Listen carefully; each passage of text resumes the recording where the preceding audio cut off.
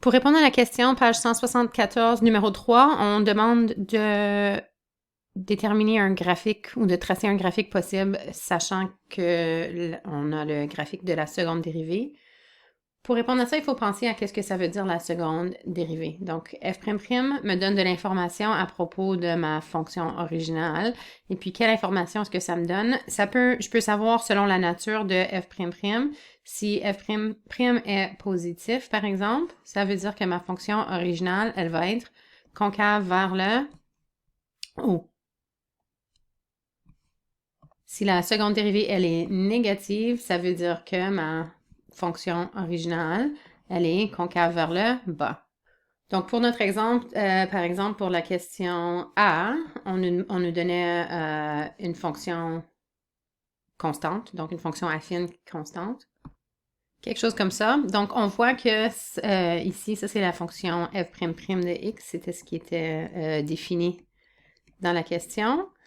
Et puis, on voit que c'est toujours positif, OK? Parce que c'est par-dessus l'axe des x. Donc, quand on est par-dessus l'axe des x, c'est parce que c'est positif. Donc, je peux déjà conclure que f' de x est toujours positif. Alors, f, ma fonction originale, va toujours être concave vers le haut. Donc, ça pourrait être peut-être, par exemple, une parabole, comme ça, concave vers le haut. Pour la question B, on avait quelque chose qui ressemblait un peu à ça. Alors, on peut voir que la fonction, elle est négative jusqu'à ce point-ci. Et après ça, elle est positive.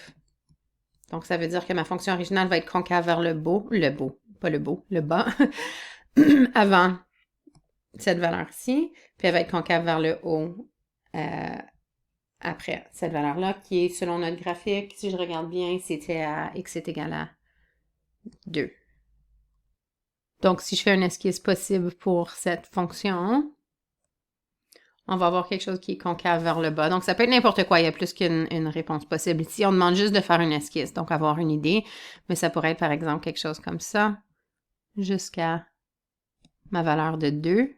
Donc là, j'étais concave vers le bas, jusqu'ici.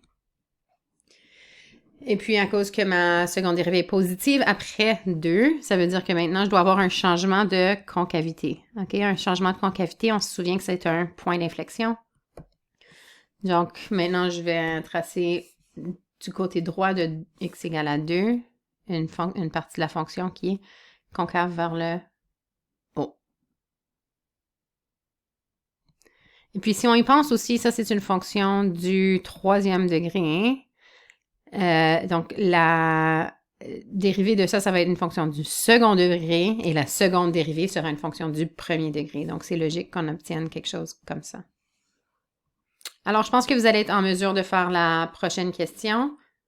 Pour la question C, on a quelque chose qui ressemblait à ceci. Alors, encore une fois, ce qui nous intéresse, c'est vraiment qu'est-ce qui se passe de chaque côté des zéros ici, parce qu'il va y avoir un changement de concavité.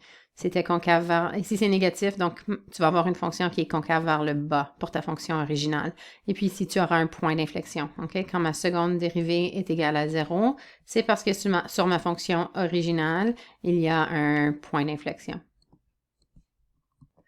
Ensuite, à droite de ce point d'inflexion-là, ça va être concave vers le haut, parce que tout ça là, qui se passe de ce 0 à là, ma seconde dérivée est toujours positive, donc ça veut dire que ma fonction originale va être concave vers le haut, et après ce deuxième point d'inflexion ici, il va y avoir un autre changement de concavité.